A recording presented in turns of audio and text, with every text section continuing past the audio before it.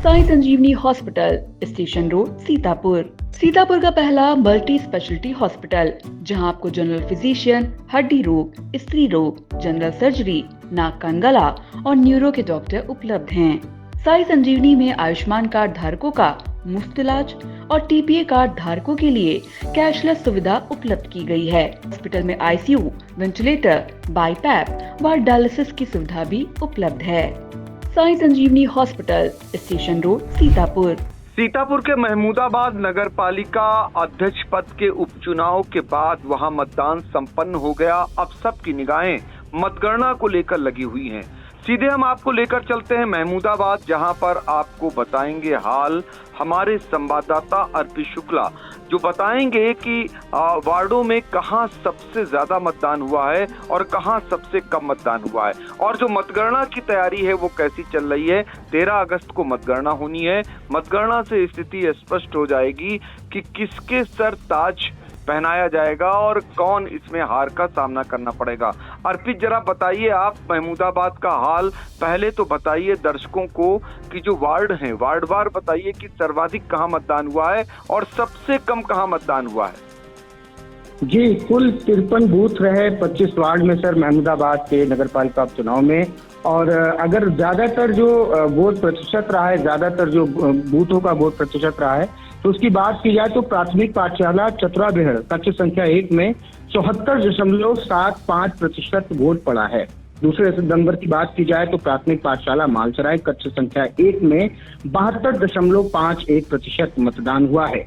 प्राथमिक पाठशाला लाल कला कक्ष नंबर 1 में 70.86% मतदान हुआ। चौथे नंबर पर आया प्राथमिक पाठशाला बाछिलपुर कक्ष संख्या 1, जिसमें 69.17% जो है मतदान देखने को मिला है।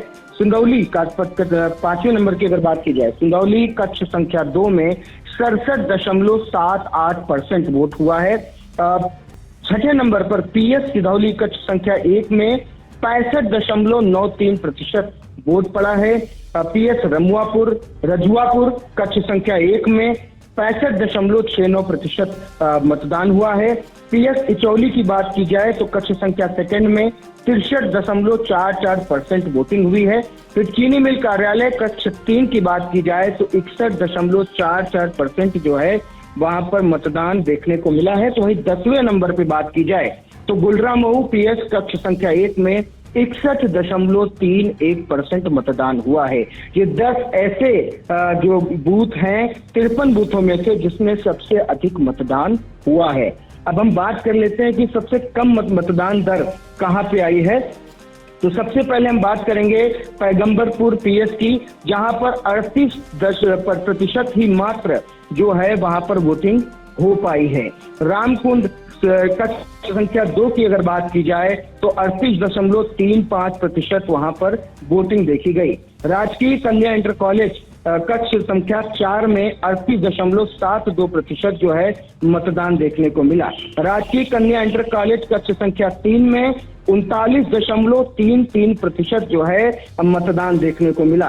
5वें नंबर पर बात की जाए तो प्राथमिक पाठशाला नवीन जो महमूदाबाद है कक्ष संख्या 1 में 39.08% वोट देखने को मिला है। वही 6वीं बात करें तो तहसील के कक्ष संख्या 1 में 40.33%, कॉलविन इंटर कॉलेज कक्ष संख्या 2 में 40.43%, प्राथमिक विद्यालय रमकुंडा में अगर बात की जाए कक्ष संख्या 4 की तो 40.65%, और 9वें नंबर पे आता है जूनियर हाई स्कूल रामकुंड कक्ष नंबर 1, जिसमें 41.05% मतदान हुआ है। और 10वें नंबर पे आता है तहसील कक्ष संख्या 2, 41.43% यहाँ पर मतदान देखने को मिला है। अगर ओवरऑल बात की जाए तो 53 बूथ 25 वार्ड थे, कुल वोट था 52,191, जिसमें महिलाओं का जो वोट प्रतिशत आया है, महिलाओं की जो वोट की संख्या आई है, माफ कीजिएगा, 12,070 आई है। और पुरुषों का कुल जो मतदान हुआ है वो 14,432 आया है। यानी कि अगर 52,191 में अगर कुल योग की बात की जाए कि टोटल वोट कितना पड़ा है तो 26,502 कुल वोट पड़ा है। और जो प्रतिशत जा रहा है 50.78% का जा रहा है। तो सर दूसरी बात जो आपने पूछी कि कल जो है मतगणना होनी है और सबकी निगाहें जो है उपचुनाव महमूदाबाद की लगी हुई है, तो जो मतगणना स्थल है वो जवाहरलाल नेहरू पॉलिटेक्निक जो पड़ता है वहां पर ये जो है मतगणना होगी। और जो मतगणना के लिए जो हमारी बात हुई है कि आखिर क्या क्या काम रहेंगे, क्या कैसे कैसे चीजें रहेंगी, तो इसके लिए एसडीएम वीके सिंह ने हम लोगों को जो जानकारी दी है उसके अनुसार मैं आपको बता देता हूं कि कल मतगणना होनी है, जिसके लिए प्रशासन लगातार व्यवस्थाओं में जुटता हुआ दिखाई पड़ रहा है। वोट की काउंटिंग जो है सुबह 8 बजे से शुरू हो जाएगी। 8 बजे के बाद से बूथों के परिणाम आने शुरू हो जाएंगे। माना ये भी जा रहा है कि दोपहर 2 बजे तक ये साफ हो सकता है कि आखिर कौन नगर पालिका का अगला अध्यक्ष बनेगा।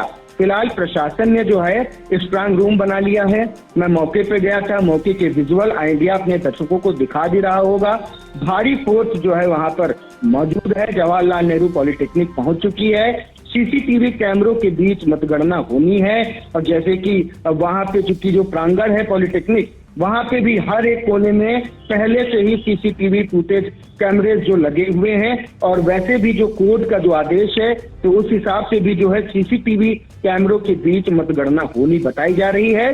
कुल 17 टेबल लगाई गई हैं और 19 टीमें जो हैं, जो टीमें बनाई गई हैं वो मतगणना करेंगी। तो सबकी निगाह पर कल जो है मतगणना पे जरूर है और तमाम कयास, तमाम चर्चाएं की जा रही हैं और अब ये देखना होगा कि आखिर कौन चेयरमैन बनता है, क्योंकि सुर्खियों में रहा है उपचुनाव महमूदाबाद का।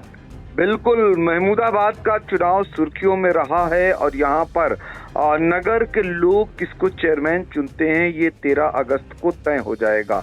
आपको बता दें कि एक बार फिर से दर्शकों के लिए हम दिखाना चाहेंगे कि जो यहाँ पर 53 बूथ थे 25 वार्डों के, कौन कहाँ कितना मत पड़ा है, किसका बूथ कितना मजबूत।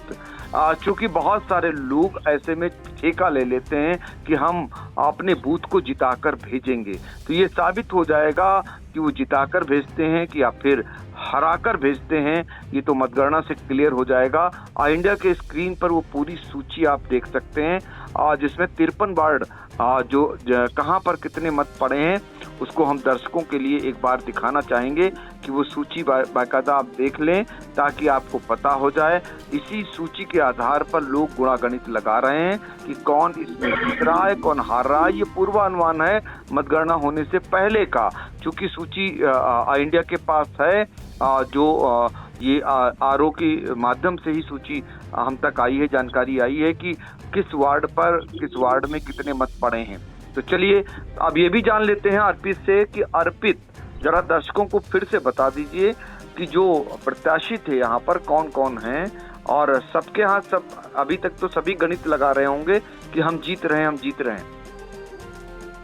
जी 5 मुख्य जो लड़ाई में, वैसे तो 10 प्रत्याशी मैदान में उतरे थे, चुनावी मैदान में उतरे थे, लेकिन कुछ जो चर्चाएं जो मुख्य 5 शहरों की हो रही थी उनमें भारतीय जनता पार्टी से संजय वर्मा जो है चुनाव लड़ रहे थे। समाजवादी पार्टी से पूर्व चेयरमैन मोहम्मद अहमद के बेटे आमिर अराफात जो है वो चुनावी मैदान में उतरे थे। और निर्दलीय प्रत्याशियों की बात की जाए तो निर्दलीय प्रत्याशियों में जो पहिया से लड़ रहे थे वो थे अतुल वर्मा, जिन्होंने काफी मजबूत इस बार माना जा रहा है कि चुनाव लड़ा है। और इसी तरीके से जो पिछले थे और उसके पिछले जो कार्यकाल में जो किंग मेकर कहे जाते थे और भारतीय जनता पार्टी के पूर्व प्रत्याशी रहे चुनाव के पहले वाले अमरीश गुप्ता, उनका चुनाव निशान टोटी था, वो भी चुनावी समर में उतरे थे। और 5वें नंबर पर जो है चुनाव निशान स्कूटर से नदीम अहमद लड़ रहे थे। तो ये 5 जो नाम हैं ये काफी चर्चा में थे और काफी जो है चर्चा चल रही थी नामों को लेकर के। पब्लिक का जो विश्वास जा रहा था वो साइकिल पे, बीजेपी पे और निर्दलीय प्रत्याशियों पे जा रहा था। कुछ लोग इस लड़ाई को 2 पर 2 मान रहे थे, कुछ लोग इसको कह रहे थे कि बीजेपी साइकिल और पहिया लड़ेगा, तो कुछ लोग टोटी को मजबूत मान रहे थे, तो कुछ लोगों का ये भी कहना था कि मोहम्मद अहमद के बाद जो सबसे बड़ा चेहरा होगा वो नदीम अहमद होगा, इसलिए वो भारी लड़ रहे थे। फिलहाल अगर मौजूदा चर्चाओं की बात की जाए, इंडिया इस बार ऐसी कोई भी बात अपनी तरफ से नहीं कर रहा कि कोई पुष्टि वाली हो, लेकिन फिलहाल जो चर्चा हो रही है वो समाजवादी पार्टी की, भारतीय जनता पार्टी की और पहिया की अधिक देखी जा रही है। हालांकि ये तो चुनाव है और ये जो वोट बैंक होता है वो जनता का होता है और ये कल ही स्पष्ट हो पाएगा कि आखिर कौन विजेता रहा और कौन विनर रहा, कौन रनर रहा और कौन इसके पीछे रहा। बिल्कुल, मुकाबला चतुष्कोणी है, त्रिकोणी है या फिर 2 पर 2 है, ये तो अब कुछ ही समय बचा है, वो स्पष्ट हो जाएगा। लेकिन इतना जरूर है कि महमूदाबाद का चुनाव जहां पर कार्रवाइयां भी हुई, भारतीय जनता पार्टी को भी कार्रवाई करनी पड़ी, अपने एक नेता को निष्कासित करना पड़ा, अमरीश गुप्ता को। इसके साथ ही समाजवादी पार्टी ने भी नदीम पर कार्रवाई की, उन्हें जो है पार्टी के जो पद था उनके पास उससे मुक्त किया गया। तो कुल मिलाकर के अपनों के बीच लड़ाई यहाँ हुई और अपनों ने किसका कितना नुकसान किया ये बहुत कुछ निर्भर करेगा इसके परिणामों पर। और सबकी निगाहें यहाँ पर, हमने पहले भी बताया कि महमूदाबाद में यहाँ पर प्रतिष्ठाएं बड़ों की लगी हुई हैं। भारतीय जनता पार्टी की ओर से प्रतिष्ठा है पूर्व सांसद राजेश वर्मा, विधायक आशा मौर्य की।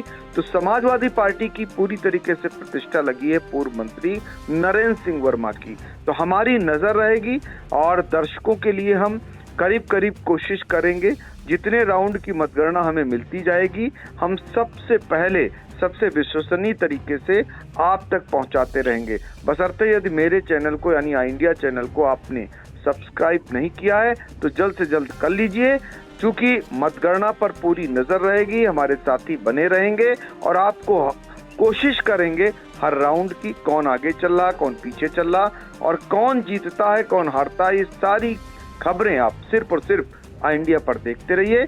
फिलहाल अर्पित, आप इस पर नजर रखिए, मतगणना जैसे ही शुरू होती है दर्शकों को सबसे पहले पहुंचाने का आप काम करेंगे। आपका बहुत बहुत शुक्रिया। आकाश इंस्टीट्यूट ऑफ सीतापुर में मेडिकल व IIT JEE फाउंडेशन कक्षा 6 से 12वीं तक के तथा उत्तीर्ण विद्यार्थियों के लिए अग्रणी कोचिंग संस्थान, ground floor, penguin tower, Hardoi road, Sitapur.